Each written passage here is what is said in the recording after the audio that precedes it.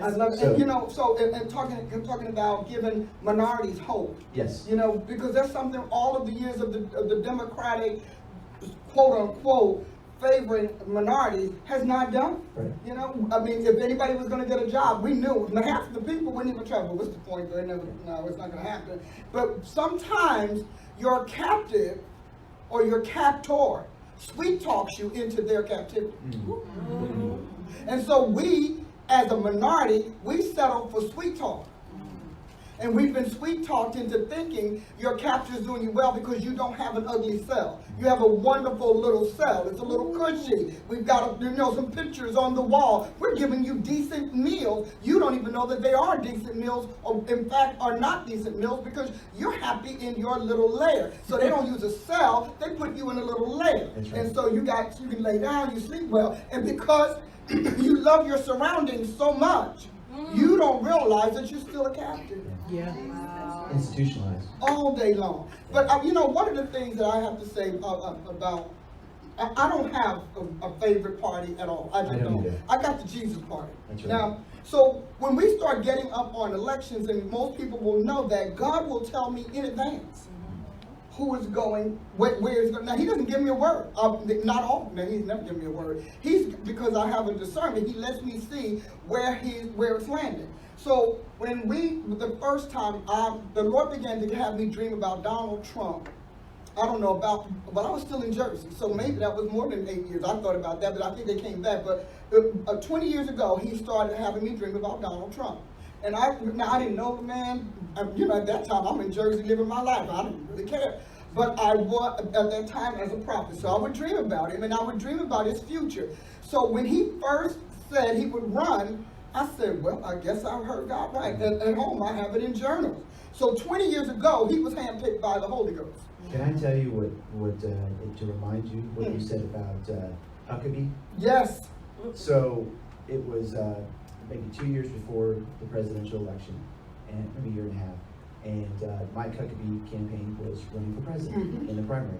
And their staff came to us and asked us to meet with him and see what he could do, what we could do together in Oklahoma.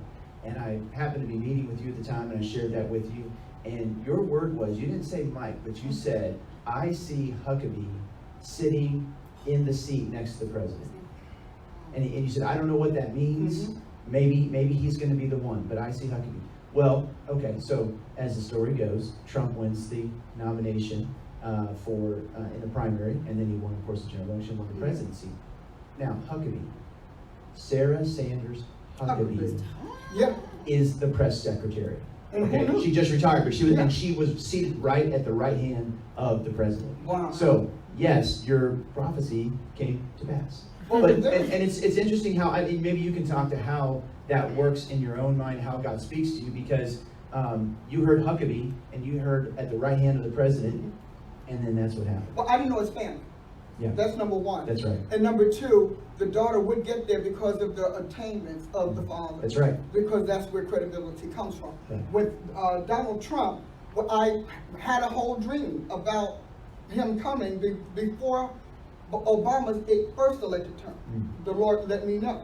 And so, but the first thing God told me, because people were screaming, he's not the right person, he's too rough, he's gruff. And the Holy Spirit said, he's Jephthah. When Israel became reprobate, gangs ruled Israel. And Jephthah was the head of the gang. And so he began to tell me that I now need, in other words, we can't have this suave politician because they first don't have the guts to take what's going to come against them. And what's going to fight for God. This man is like a lifelong warrior. He's a fighter. So he was the best one. And so we talk about, well, but he's not this or that, but neither is the country. The leader, Israel got Saul because they would not have treated David well enough to get anything done. So there's always the ruffian, if you will, that sets the stage and brings the animosity and the turbulence down for what God wants to do. Because when we're at a mob scene, nobody can work policy while we're in a mob scene. Who does that? Yes. Nobody. Yeah. So he showed me that. But this is what God said to me. You will appreciate this. That's why I knew where God was going. Before Barack Obama became president, I had one of the longest visions I've ever had. So I'm going to shorten it for the sake of our broadcast.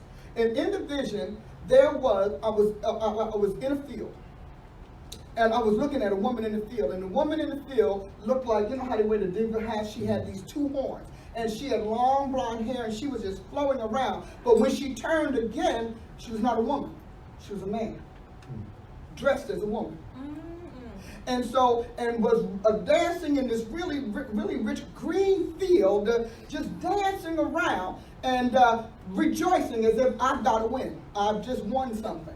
So the scene changes, and I'm in a lot. Well, I'll get to that part last. So then after that, the woman dances, and a tiger comes out of nowhere, and this tiger is rejoicing with this woman. And I mean, this tiger is working it. Now, you know, the tiger is Asian lion, kind of. Yes. So I understood that. And this woman is showing us the homosexual agenda. So I understood that. Now, this is all in the vision. So after that, they're doing it, and a wind comes out of nowhere, comes out of D.C., and this wind comes and disintegrates this tiger. And when it disintegrates the tiger, a mountain lion comes out of nowhere and hits Washington. And I know Trump was the mountain lion. Yes. Because the mountain lion is the American lion, the panther or the puma.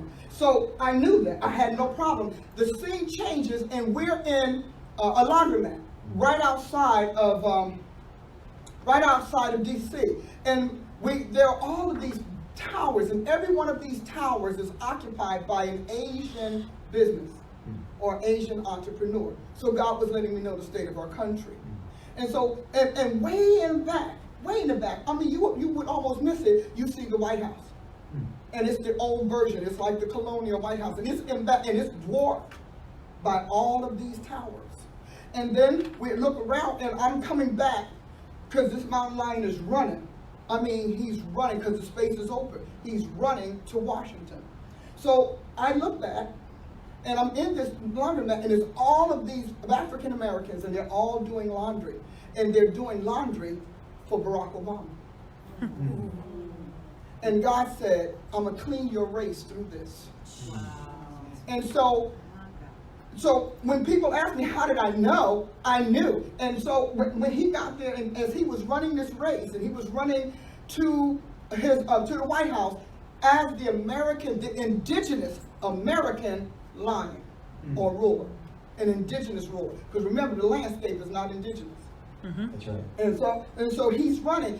And I had no problem with why God wanted him. And he told me, he said, this here, there was going to seem like there was a victory here in the LGBT, would seem like a victory. Obama was put in for that victory. A lot of people, same-sex marriage, and now pedophilia and bigamy. Yeah. Okay, because they tricked us. So when we look at this now, God is like, but when sin is full grown, it brings forth death. And so when people start competing, my reputation, they're like, okay, so Dr. Price, what do you think? And they had a problem with the fact that this was said. And God said to me, you will know my people by those who hate the laws of abortion. You will know my people by those who hate what I hate. I hate homosexuality. I hate abortion. I hate the same-sex man. I hate it, he said, because it's not part of my original design. There's not a creator on the planet who will love the person or the institution that destroys their creation. I don't care if it's a car, I don't care if it's a house, a refrigerator, they will do it, and especially when they hijack it and destroy it and put their name on it. What's unique about when you go back to Genesis, it started out with just a man. Okay? And then God created the woman from the man. And with the two together, they're able to produce life. They produced Cain and Abel. Okay? And they had more sons after that. But my point is, it takes a man and a woman to produce life. Two men cannot produce life. No, they can't. It's the end of their life. And this movement is about the extinction of the human race. And if you look at it, there are a lot of plans on the book for the extinction of the human race.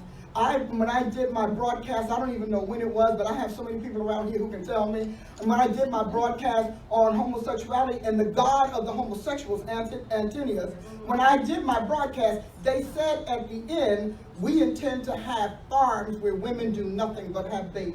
Mm-hmm. So even a lesbian is at risk. Yeah. Mm-hmm. Yeah. That's their ultimate aim.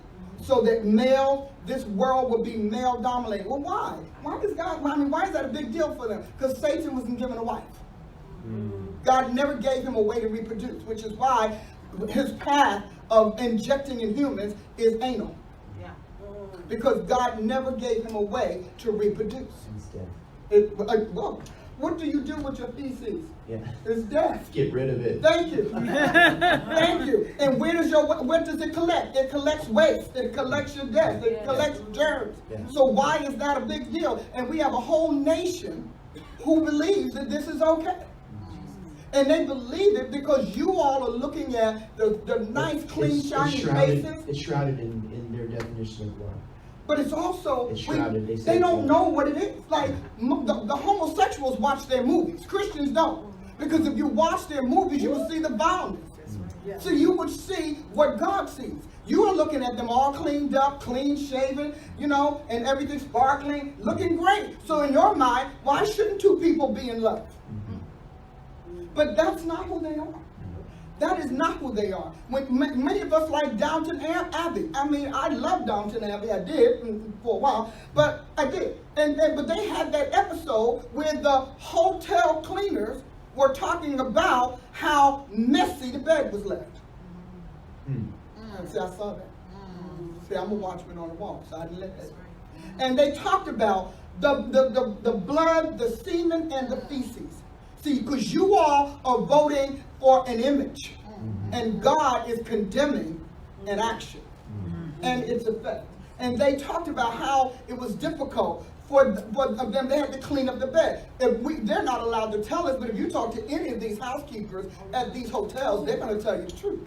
Just like a doctor, if they weren't gagged, would tell you the truth. Yes. Or other medical professional, if they weren't gagged. So we're voting for our fantasy. We're voting for romanticism. Romance is a divination. So we're voting for the divination of homosexuality, not the actualization.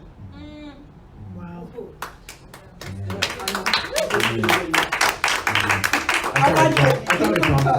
I might have prompted you.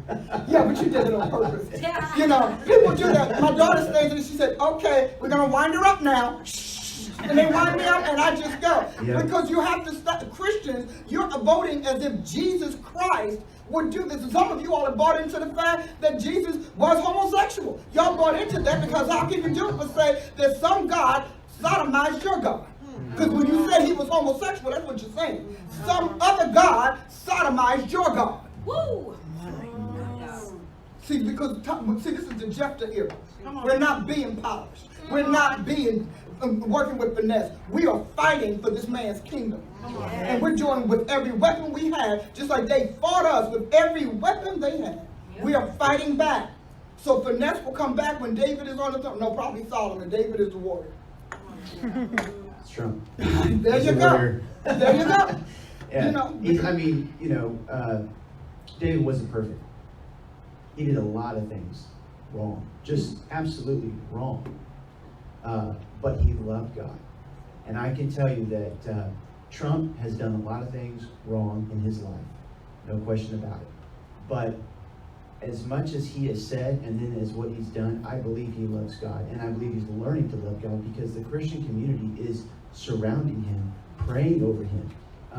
His number two man, the man he leans on every day, Vice President Mike Pence, is a born-again evangelical Christian. That man is telling the president right and wrong every day. And people always wonder when they see Mike Pence, why is he just quiet, kind of solemn in the background? Because this is Trump's show. Mm-hmm. But he doesn't need to talk because that's Trump's job. But Mike Pence is one of the best advisors. And you see that. Trump's gotten rid of a lot of his people on his staff because they're not with him.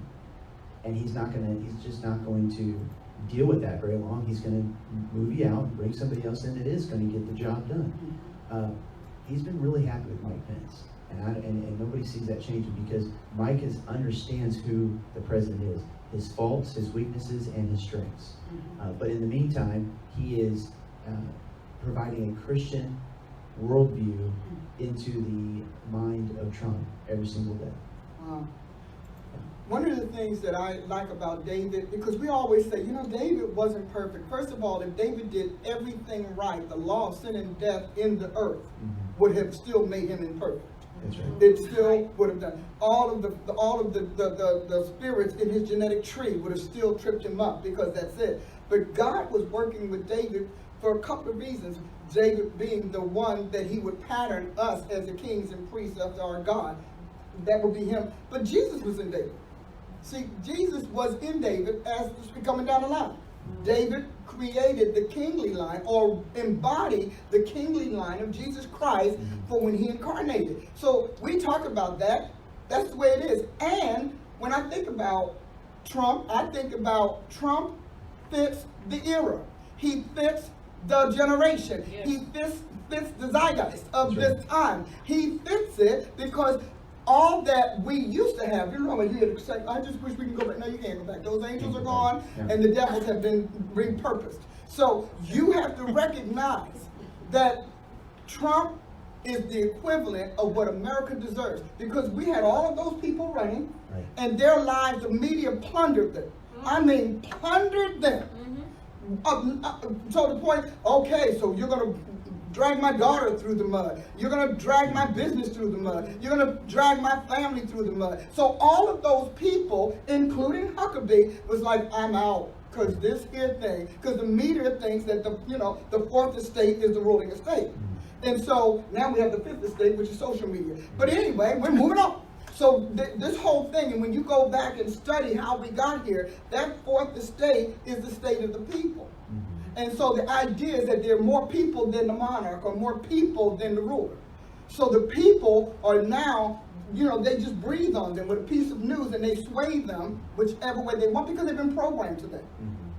Would you say?